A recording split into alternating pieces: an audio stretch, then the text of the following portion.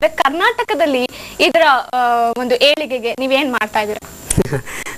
ಪಂಜಾಬ್ದಲ್ಲಿ cycle ತಗೊಂಡು ಹಳ್ಳಿಗೆ ಹೋಗಿ ಬಸವಣ್ಣ ಅಕ್ಕಮಹಾದೇವಿಯವರ ವಚನಗಳು ದಾಸರ ಸಾಹಿತ್ಯ ಹೇಳ್ತಾ ಇರ್ತೇನೆ. ನಾನು ಅದೇ ಈಗ ನಾನು ಮತ್ತೆ ಮಾತಾಡ್ತೀನಿ. ಇವಾಗ ಜಗದ್ಗುರು ಮಾತೆ ಮಹಾದೇವಿ ಅವರು ನಮ್ಮ ಜೊತೆ ಮತ್ತೊಮ್ಮೆ ದೂರವಾಣಿ ಸಂಪರ್ಕದಲ್ಲಿದ್ದಾರೆ. ಅಮ್ಮ ನಮಸ್ತೆ. ನಮ್ಮ ಜೊತೆ ಇವಾಗ ಧರಣ್ಣವರ್ ಅವರಿದ್ದಾರೆ. ಅವರು ವಚನ ಸಾಹಿತ್ಯವನ್ನ ಪಂಜಾಬಿ ಭಾಷೆಗೆ ತರ್ಜುಮೆ ಮಾಡಿ ಪಂಜಾಬಿ ನೆಲದಲ್ಲಿ ಕನ್ನಡದ ಕಂಪನ ಪಸರಿಸಿದ್ದಾರೆ. ಇವ್ರ ಬಗ್ಗೆ ನಿಮ್ಗೆ ಏನ್ ಅನ್ಸುತ್ತೆ? ಧರಣ್ಣವರು ಮಾಡಿರುವಂತದ್ದು ನಿಜಕ್ಕೂ ಬಹಳ ಶ್ಲಾಘನೀಯವಾದಂತದ್ದು. ಯಾಕಂದ್ರೆ ಕನ್ನಡದಲ್ಲಿ ಇರುವಂತ ಬಹಳ ಅಮೂಲ್ಯವಾದಂತ ಸಾಹಿತ್ಯವಾದ ವಚನ ಸಾಹಿತ್ಯವನ್ನ ಪಂಜಾಬಿ ಭಾಷೆಗೆ ತರ್ಜುಮೆ ಮಾಡಿ ಮತ್ತು ಅದರ ಬಗ್ಗೆ ವಿಶ್ವವಿದ್ಯಾಲಯದ ಮಟ್ಟದಲ್ಲಿ ಪ್ರಚಾರ ಮಾಡ್ತಾ ಇರುವಂತದ್ದು ನಮಗೆಲ್ಲ ತುಂಬಾ ಹೆಮ್ಮೆಯನ್ನ ತರುವಂತ ಒಂದು ವಿಷಯ. ಯಾಕಂದ್ರೆ ಇವತ್ತು ಕನ್ನಡದಲ್ಲಿ ರಚನೆಯಾದಂತ ವಚನ ಸಾಹಿತ್ಯ ವಿಶ್ವ ಮೌಲ್ಯಗಳನ್ನ ಮಾನವೀಯ ಮೌಲ್ಯಗಳನ್ನ ಹೊಂದಿರುವಂತ ಅದ್ಭುತವಾದಂತ ಸಾಹಿತ್ಯ.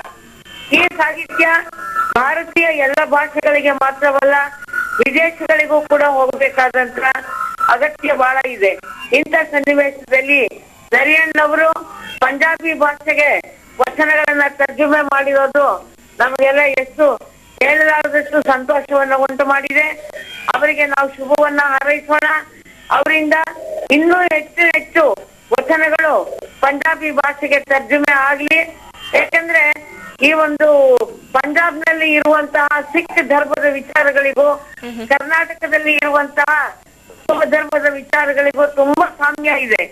ಈ ಸಾಮ್ಯವನ್ನ ಅಲ್ಲಿಯ ಜನಗಳು ಕೂಡ ಅರ್ಥ ಮಾಡ್ಕೊಂಡು ಹೇಗೆ ಬಸವಣ್ಣನವರು ಒಂದು ವಿಶ್ವ ಧರ್ಮವನ್ನ ಮಾನವೀಯ ಧರ್ಮವನ್ನ ಪ್ರತಿಪಾದಿಸಿದ್ರು ಅನ್ನೋದು ಗೊತ್ತಾಗ್ಲಿಕ್ಕೆ ಅವಕಾಶ ಆಗ್ತದೆ. ಆದ್ರಿಂದ ಧರಣ್ಣವರು ಮತ್ತಷ್ಟು ವಚನಗಳನ್ನ ಪಂಜಾಬಿ ಭಾಷೆಗೆ ಭಾಷಾಂತರ ಮಾಡ್ಲಿ ಅಂತ ತಿಳ್ಕೊಂಡು ನಾವೆಲ್ಲ ನಿರೀಕ್ಷಿಸೋಣ, ಪ್ರೋತ್ಸಾಹಿಸೋಣ ಅಂತ ಹೇಳ್ತಾ ಅವರಿಗೆ ಮತ್ತೊಮ್ಮೆ ನಾನು ಶುಭಾಶಯಗಳನ್ನ ಸಲ್ಲಿಸ್ತಾ ಇದ್ದೀನಿ.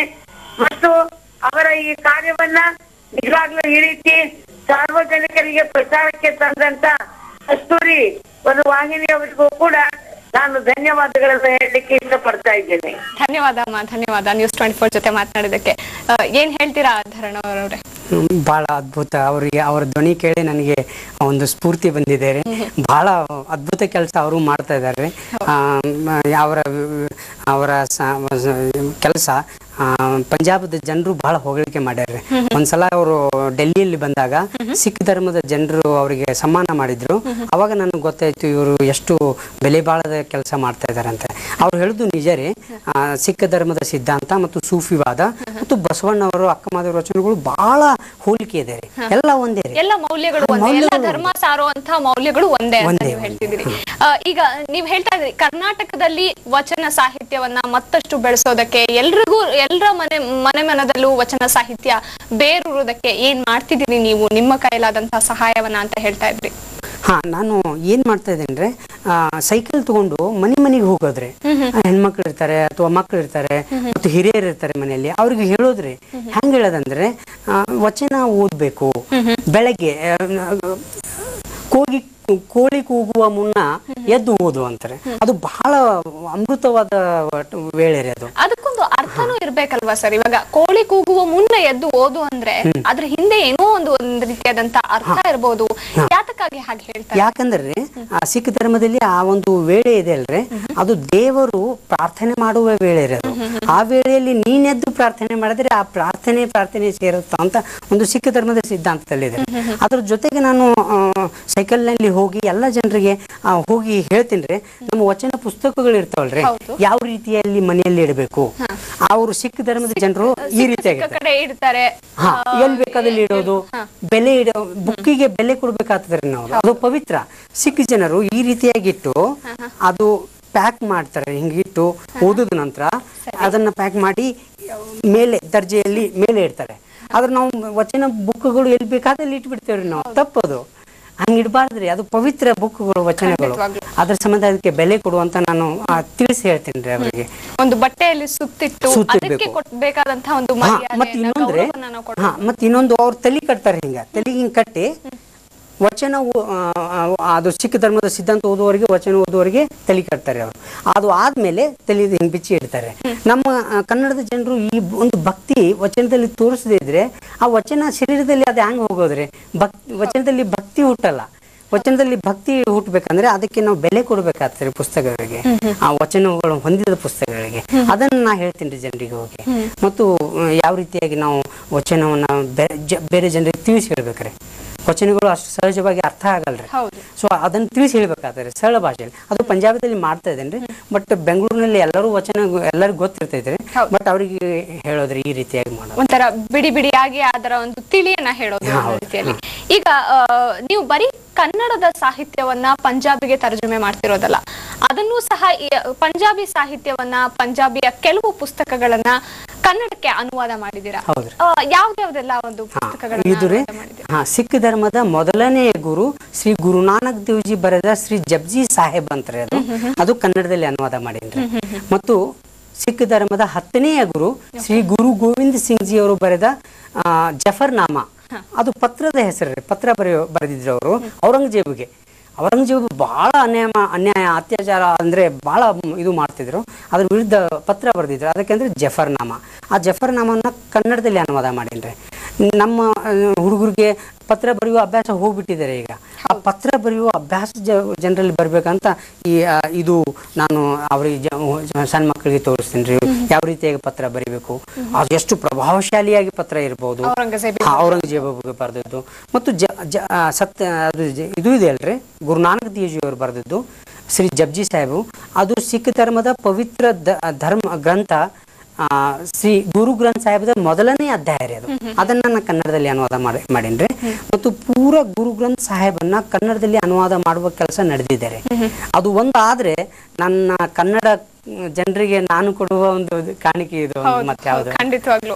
ಈಗ ಅಲ್ಲಿ ಪಠ್ಯ ಪುಸ್ತಕಗಳಾಗಿ ನಿಮ್ಮ ಒಂದು ಸಾಹಿತ್ಯವನ್ನೇನು ನೀವು ತರ್ಜುಮೆ ಮಾಡಿದ್ದೀರಾ ಅದನ್ನ ಬಳಸ್ಕೊಳ್ತಿದ್ದಾರೆ. ಸೊ ಆ ಸರ್ಕಾರದ ಇಚ್ಛಾಶಕ್ತಿ ಕೂಡ ತುಂಬಾ ದೊಡ್ಡದಾಗಿರ್ಬೇಕು. ಯಾಕಂದ್ರೆ ಬೇರೊಂದು ಭಾಷೆಯ ಒಂದು ಸಾಹಿತ್ಯವನ್ನ, ಅದರ ಮೌಲ್ಯಗಳನ್ನ ತಮ್ಮ ವಿದ್ಯಾರ್ಥಿಗಳಿಗೆ ಆ ರೀತಿಯಾಗಿ ಕೊಡ್ತಿರೋದ್ರಿಂದ ಸರ್ಕಾರದ ಇಚ್ಛಾಶಕ್ತಿ ಕೂಡ ಇದಾಗಿರ್ಬೇಕು. ನಮ್ಮ ಸರ್ಕಾರಕ್ಕೆ ಅಥವಾ ನಮ್ಮ ಜನರಿಗೆ ನಮ್ಮ ಕನ್ನಡ ಸಾಹಿತ್ಯವನ್ನ, ವಚನ ಸಾಹಿತ್ಯವನ್ನ ಬೆಳೆಸೋ ನಿಟ್ಟಿನಲ್ಲಿ ಏನ್ ಮಾಡ್ಬೇಕು ಅಂತ ಒಂದು ಮೆಸೇಜ್ ಅನ್ನ ಕೊಡೋದಕ್ಕೆ ಇಷ್ಟಪಡ್ತೀರಾ? ಎಲ್ಲ ಭಾಷೆಯಲ್ಲಿ, ಎಲ್ಲ ರಾಜ್ಯಗಳಲ್ಲಿ ಪಠ್ಯಪುಸ್ತಕಗಳಲ್ಲಿ ಕೆಲವೊಂದು ಬಸವಣ್ಣ ವಚನಗಳು ಆಗುವುದು ಅವಶ್ಯಕತೆ ಇದೆ.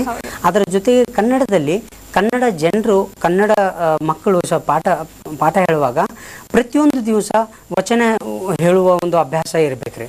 ಅದು ಹೇಳುವ ಒಂದು ಅಭ್ಯಾಸ ಸ್ಕೂಲಲ್ಲಿ ಅಥವಾ ಪಠ್ಯಪುಸ್ತಕದಲ್ಲಿ ಎಲ್ಲ ತರಗತಿಗಳಲ್ಲಿ ಇರುವ ಒಂದು ಇದು ಮಾಡಿದ್ರೆ ಬಹಳ ಚೆನ್ನಾಗಿರುತ್ತೆ.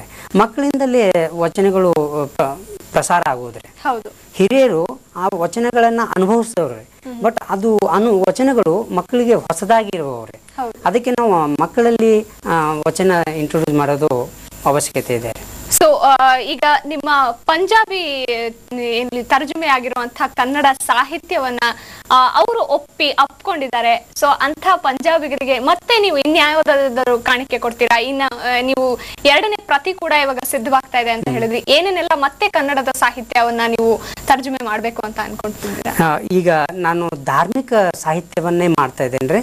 ಧಾರ್ಮಿಕ ಸಾಹಿತ್ಯ ಯಾಕೆ ಮಾಡ್ತಾ ಇದ್ದೀನಿ ಅಂದ್ರೆ, ಅಕ್ಕ ಹೇಳಿದ ಹಾಗೆ ಬಹಳ ಹೊಂದಾಣಿಕೆ ಇದೆ ರೀ. ಆ ಹೊಂದಾಣಿಕೆ ಒಂದು ಜನರಿಗೆ ಗೊತ್ತಾದ್ರೆ ನಮ್ಮ ಪಂಜಾಬಿ ಜನ, ಕನ್ನಡ ಜನ ಒಂದಾಗ್ಬಿಡ್ತಾರೆ. ಆ ಒಂದಾದ್ರೆ ಎಷ್ಟು ಸುಂದರ ರೀ ಅದು ದೇಶ. ಕೊನೆಯದಾಗಿ ಎಷ್ಟು ಜನರಿಗೆ ಅಲ್ಲಿ ಕನ್ನಡ ಕಲಿಸಿ ಬಂದಿದ್ದೀರಾ ನೀವು? ಈಗ ನಾನು ಅಲ್ಲಿ ಮಕ್ಕಳಿಗೆ ಕನ್ನಡ ಕಲಿಸ್ತೀನಿ ರೀ. ಅವ್ರಿಗೆ 150 ರೂಪಾಯಿ ಸ್ಕಾಲರ್ಶಿಪ್ ಕೊಡ್ತೀನಿ, ಕಲಿಸ್ತೀನಿ ರೀ. ಅವರು ಕಲಿತಾರೆ ಹುಡುಗರು. ಆದ್ರೆ 3 ಜನ ಹುಡುಗರು ಅದಾರೆ, ಬಹಳ ಸರಿಯಾಗಿ ಬರೀತಾರ್ರಿ, ಹಾಡ ಹಾಡ್ತಾರೆ. ರಾಜ್ಕುಮಾರ್ ಅವರ ಹಾಡ ಕಲಿಸ್ಬಿಟ್ಟಿನ್ರಿ, ಬಹಳ ಚಂದ ಹಾಡ್ತಾರ್ರಿ. ಈಗ ಮುಂದಿನ ತಿಂಗಳು ಕನ್ನಡ ಪಂಜಾಬಿ ಸಾಹಿತ್ಯ ಸಭಾ ಅಂತ ಒಂದು ಸಭೆಯನ್ನು ಇದು ಮಾಡೀನ್ರಿ. ಅದರ ಪ್ಲಾಟ್ಫಾರ್ಮ್ ನಲ್ಲಿ ಒಂದು ಪ್ರೋಗ್ರಾಮ್ ಮಾಡಾಕತ್ತೀನಿ. ಅವಾಗ ನಮ್ಮ ಕನ್ನಡ ಸಾಹಿತಿಗಳು, ಕಲಾಕಾರರನ್ನ ಅಲ್ಲಿ ಕರೆಸಿದ್ರೆ, ಅಮೃತ್ಸರ್ ಸ್ವರ್ಣ ಮಂದಿರದಲ್ಲಿ ಅಲ್ಲಿಂದ ಜನರಿಗೆ ಇಲ್ಲಿ ಕರ್ಸೋದು, ಈ ರೀತಿಯಾಗಿ ಮಾಡ್ತಾ ಇದ್ದೇನೆ. ಆದ್ರೆ 3 ಹುಡುಗರು ಕನ್ನಡ ಸರಿಯಾಗಿ ಮಾತಾಡ್ತಾರ್ರಿ, ಬರೀತಾರ, ಬಹಳ ಚಂದ ಹಾಡ ಹಾಡ್ತಾರ್ರಿ.